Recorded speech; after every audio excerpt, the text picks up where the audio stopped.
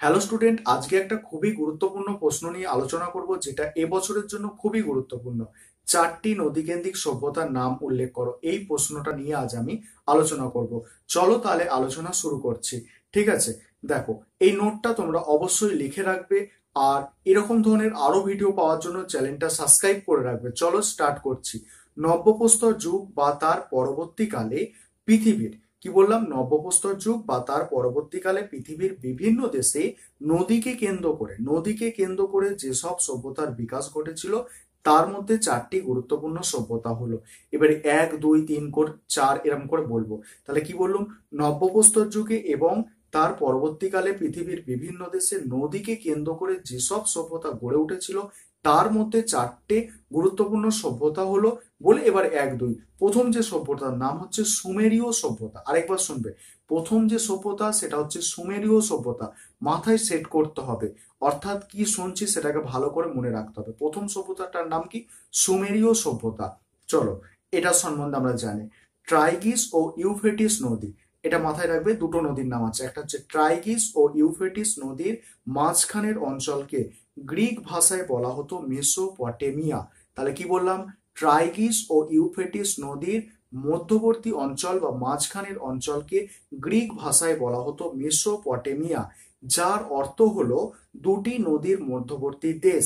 প্রাচীনকালে এই অঞ্চলের একটি অংশকে বলা হতো সুমেরীয় সভ্যতা। তাহলে কি বললাম, প্রাচীনকালে এই অঞ্চলের একটি অংশকে বলা হতো সুমেরীয় সভ্যতা। এই সভ্যতায় গণিত, জ্যোতিষবিজ্ঞান যেমন উন্নতি লাভ করেছিল, তেমনি এই সভ্যতার মানুষই প্রথম কাঠের চাকার ব্যবহার শুরু করেছিল। এই সভ্যতায় কি গণিত, জ্যোতিষবিদ্যা যেমন উন্নতি লাভ করেছিল, এই সভ্যতারই মানুষ প্রথম কাঠের চাকার ব্যবহার শুরু করেছিল। সুমেরীয় সভ্যতার সুমেরীয় সভ্যতায় বিভিন্ন নগর ও জনপদ গড়ে উঠেছিল। কি বললাম, সুমেরীয় সভ্যতায় বিভিন্ন নগর ও জনপদ গড়ে উঠেছিল। আর নগর ও জনপদগুলি সুনির্দিষ্ট পরিকল্পনা অনুসারে নির্মিত হয়েছিল। তাহলে কি, নগর আর জনপদগুলি সুনির্দিষ্ট পরিকল্পনা অনুসারে নির্মিত হয়েছিল। খুব ভালো করে মাথায় কথাগুলো নেবে। ঠিক আছে, তারপরে নগর ও জনপদগুলি সুনির্দিষ্ট পরিকল্পনা অনুসারে নির্মিত হতো। তারপরে কি, বিভিন্ন নগরের মধ্যে সংঘর্ষ চলতো। এই জন্য উঁচু প্রাচীর ও চওড়া খাল দিয়ে সুরক্ষিত করা হতো। এই জন্য কি নগরগুলোকে উঁচু উঁচু প্রাচীর এবং খাল দিয়ে মানে সুরক্ষিত করা হতো। অধিকাংশ ঘরবাড়ি তৈরি হতো পোড়া ইট বা রোদে শুকানো ইট দিয়ে। কৃষিকাজ ও পশুপালন করত সুমেরীয় অধিবাসীরা, অর্থাৎ সুমেরুর মানুষজনেরা। ঠিক আছে, তোমরা যদি এই রকম ক্লাস নিতে চাও, অর্থাৎ পার্সোনালি তোমরা যদি প্রত্যেকটা ভিডিও, প্রত্যেকটা ক্লাস, প্রত্যেকটা প্রশ্ন আমার কাছ থেকে বুঝতে চাও, তাহলে তোমরা কিন্তু অনলাইন ক্লাসে মানে অ্যাডমিশন নিয়ে নাও। আমি কিন্তু তোমাদের জন্য সম্পূর্ণ অনলাইন ক্লাসের ব্যবস্থা করেছি। সেখানে তোমরা এরকম গুরুত্বপূর্ণ ক্লাসগুলো কিন্তু পাবে এবং প্রতিটা নোট তোমাদের কিন্তু বুঝিয়ে দেওয়া হবে যথাযথভাবে। আর এটা আগস্ট মাসের 1 তারিখ থেকে ক্লাসটা চলছে তোমাদের 11-এর।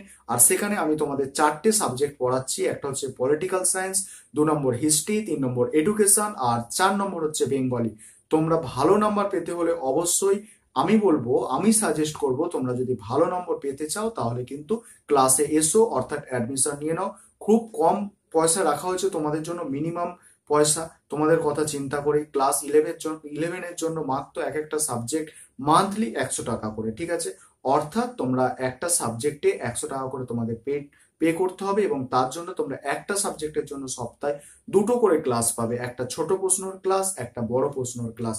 প্রতিটা প্রশ্ন কিন্তু তোমাদের যথাযথভাবে বুঝিয়ে দেওয়া হবে এবং নোটগুলো তোমাদের হোয়াটসঅ্যাপে শেয়ার করে দেওয়া হবে। অর্থাৎ নোটের যে ফটোকপি আছে, সেই নোটের ফটোকপিগুলো তোমাদের শেয়ার করে দেওয়া হবে তোমরা যদি ক্লাস নাও। ঠিক আছে, আর অবশ্যই বন্ধু বান্ধবদের বলে দেবে, তারাও যদি কেউ ক্লাস নিতে ইচ্ছুক থাকে, যাতে তারাও জানতে পারে ব্যাপারটা। চলো পরের পয়েন্ট আমরা 1 নম্বর করলাম কি, 1 নম্বর করলাম সুমেরীয় সভ্যতা। 2 নম্বর কি, মিশরীয় সভ্যতা। 2 নম্বর পয়েন্ট হচ্ছে মিশরীয় সভ্যতা, নোট করবে। মিশরীয় সভ্যতা ভালো করে শোনো। আফ্রিকা মহাদেশের নীল নদকে কেন্দ্র করে গড়ে উঠেছিল প্রাচীন মিশরীয় সভ্যতা। আর মিশরের শাসক ছিলেন কে? ফেরাও। আর ফেরাওদের সমাধিকে বলা হতো কি, ফেরাওর যারা ছিল মিশরের রাজাদের কি বলা হতো, মিশরের রাজাদের বলা হতো ফেরাও, আর ফেরাওদের সমাধিকে বলা হতো পিরামিড। আর মিশরীয়দের বিশ্বাস ছিল যে মৃত্যুর পরেও মানুষের আত্মা বেঁচে থাকে। মিশরীয়দের বিশ্বাস কি ছিল, মৃত্যুর পরে মানুষের আত্মা বেঁচে থাকে, তাই তারা মৃতদেহকে সংরক্ষণ করে রাখতো, তাই তারা মৃতদেহকে কি করতো, সংরক্ষণ করে রাখতো। আর মিশর, তারপরে শুনবে, মিশরীয় লিপি হায়ারোগ্লিফিক লিপি নামে পরিচিত ছিল। অর্থাৎ এখান থেকে কি বলছিলাম, তারা লিপির ব্যবহারও জানতো, তাদের লিপিটা কি হায়ারোগ্লিফিক লিপি নামে পরিচিত ছিল। আবারও বলছি, এটা কিন্তু আমার অনলাইন যে ক্লাসটা চলছে সেটারই ভিডিও, এটা কিন্তু সবাই দেখার জন্য আমি ভিডিওটা ইউটিউবে আপলোড করছি পাবলিকলি, ঠিক আছে। আর এরকম ক্লাসই তোমরা কিন্তু পাবে যদি অ্যাডমিশন নিয়ে থাকো। চলো তার পরের সভ্যতাটা আমরা দেখে নিই। পরের সভ্যতা হচ্ছে হরপ্পা সভ্যতা। পরের সভ্যতার নাম কি, হরপ্পা সভ্যতা। এইটা হচ্ছে আমাদের ভারতীয় সভ্যতা, ঠিক আছে। পৃথিবীর বিভিন্ন দেশে, ভালো করে শোনো, চাইলে নোট করবে, পৃথিবীর বিভিন্ন দেশে যেসব প্রাচীন সভ্যতার উন্মেষ ঘটেছিল তার মধ্যে অন্যতম ছিল ভারতের হরপ্পা বা সিন্ধু সভ্যতা। আজ থেকে 5,000 বছর আগে এই সভ্যতা গড়ে উঠেছিল। কি বললাম, আজ থেকে 5,000 বছর আগে এই সভ্যতা গড়ে উঠেছিল। আর হরপ্পা ছিল একটি নগর কেন্দ্রিক সভ্যতা। হরপ্পা ছিল একটি নগর কেন্দ্রিক সভ্যতা। এখানে সুবিন্যস্ত রাস্তাঘাট, রাস্তার পাশে ভূগর্ভস্থ পয়ঃপ্রণালী, রাস্তার পাশে ভূগর্ভস্থ পয়ঃপ্রণালী মানে কি, ড্রেন, রাস্তার নিচে দিয়ে যে ড্রেন গেছে সেরকম ড্রেন, আজকের দিনের মতো সেরকম হরপ্পা সভ্যতায় উন্নত ব্যবস্থা ছিল, ঠিক আছে, মাথায় ঢোকাও, সেরকম উন্নত ব্যবস্থা ছিল। তারপরে পরিকল্পিত ঘরবাড়ি, অর্থাৎ প্ল্যান করে ঘরবাড়িগুলো তৈরি করা হতো, স্নানাগার প্রভৃতি ছিল। আর হরপ্পা সভ্যতার রাস্তাগুলি ছিল প্রশস্ত, প্রশস্ত মানে কি, চওড়া। হরপ্পা সভ্যতার রাস্তাগুলি ছিল প্রশস্ত এবং পরিচ্ছন্ন। আর রাস্তা 9 থেকে 34 ফুট পর্যন্ত চওড়া ছিল। রাস্তাগুলো 9 ফুট থেকে 34 ফুট পর্যন্ত চওড়া ছিল। রাস্তা নির্মাণে চুন, সুরকি, পাথর প্রভৃতি ব্যবহার করা হতো। আর ঘরবাড়ি তৈরির জন্য পোড়া ইট বা কোনো কোনো ক্ষেত্রে রোদে শুকানো ইট ব্যবহার করা হতো। ঘরবাড়ি তৈরির জন্য কি, পোড়া ইট এবং কোনো কোনো ক্ষেত্রে রোদে শুকানো ইট ব্যবহার করা হতো। হরপ্পাবাসীরা লিপির ব্যবহার জানতো। তাদের পেশা ছিল কৃষি ও বাণিজ্য। উত্তর পশ্চিম ভারতের প্রায় 13 লক্ষ বর্গ কিমি এলাকা জুড়ে হরপ্পা সভ্যতার বিস্তার ঘটেছিল, ঠিক আছে। আরেকটা কথা মাথায় রাখবে, নোট কিন্তু পরীক্ষায় এমন লিখতে হবে খুব বড় না হয় এবং খুব ছোট না হয়, মিডিয়াম সাইজের নোট লিখতে হবে, যথাযথ যেটা চাইবে সেটা লিখতে হবে। খুব যদি বড় হয় তোমরা কিন্তু আধ ঘন্টার মধ্যে লিখে একটা নোট শেষ করতে পারবে না। আর তোমরা মনে রাখবে, তোমাদের ক্লাস 11-এ 5টা 8 নম্বরের প্রশ্ন লিখতে হবে, অর্থাৎ এক একটা প্রশ্নের জন্য আমার সাজেশন অনুযায়ী আধ ঘন্টা যদি টাইম দাও সেটা খুব ভালো টাইম, ঠিক আছে। অর্থাৎ নোটটা খুব বড়ও না হয় এবং খুব ছোটও না হয়, অর্থাৎ কোনো জিনিস বাদও না পড়ে এবং বেশি বাড়তি যেন বকা না হয়ে যায়, সেটা তোমাদের কিন্তু মাথায় রাখতে হবে। এবারে নেক্সট আসছে আমাদের চীন সভ্যতা, ঠিক আছে। চীন সভ্যতা, এইটা শুনবে, প্রায় প্রায় 3000 খ্রিস্টপূর্বে হুয়াংহো ও ইয়াংসিকিয়াং নদী তীরে চীন সভ্যতার বিকাশ ঘটে। কি বললাম, 3000 খ্রিস্টপূর্বাব্দে হুয়াংহো ও ইয়াংসিকিয়াং নদীর তীরে চীন সভ্যতার বিকাশ ঘটে। এই সভ্যতা ছিল একটি উন্নত গ্রামীণ সভ্যতা। এটা কি ছিল, গ্রামীণ সভ্যতা।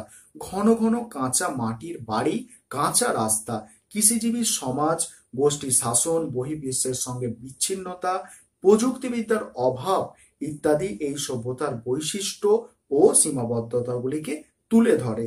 আর চীন সভ্যতার সৈন্যবাহিনী যে বিশেষ উন্নত ছিল তা তা একটা জায়গার নাম আছে, তা হচ্ছে সেনসি, দন্তে সইকা দন্তান্ন তালবস্যয় হস্যই। সেনসি প্রদেশের একটি প্রত্নক্ষেত্র দেখে আন্দাজ করা যায়। এবারে আমরা পড়বো হচ্ছে উপসংহার।